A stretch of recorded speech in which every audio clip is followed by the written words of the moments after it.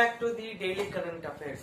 So ఈ రోజు మన డైలీ కరెంట్ అఫైర్స్ లో ఫస్ట్ క్వశ్చన్ వచ్చేసి the new icon Savarkar and the facts is the book it is written by which of the following author.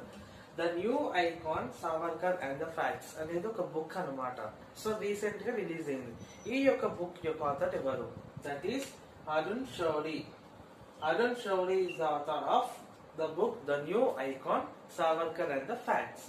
And మన second question వచ్చేసి project water worth is launched by which of the following organisation. So project water worth అనేది ఏ organisation recent గా launch చేసింది? That is Meta. ఇప్పుడు Instagram ని ఏదైతే organisation control చేసిందో మెటా యూనివర్స్ అని, same organisation Meta universe project water worth launch చేసింది. ఈ యొక్క ప్రాజెక్ట్ ఇండియా అండ్ అమెరికా మధ్యలో కమ్యూనికేషన్ సిస్టమ్ ని స్ట్రాంగ్ చేయడం కోసం తీసుకొచ్చింది.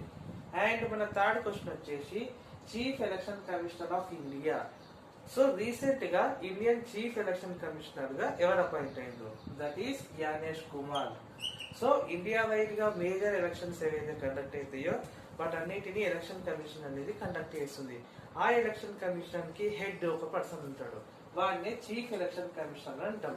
సో ఎవరు రీసెంట్ గా న్యూ చీఫ్ ఎలక్షన్ కమిషనర్ గా అపాయింట్ అయ్యారు? That is Gyanesh Kumar. ఈ 3 క్వశ్చన్స్ లో ఇంపార్టెంట్ క్వశ్చన్ వచ్చేసి ఇదన్నమాట. The new icon Savarkar and the facts it is a book written by which of the following author? Arun Shouri.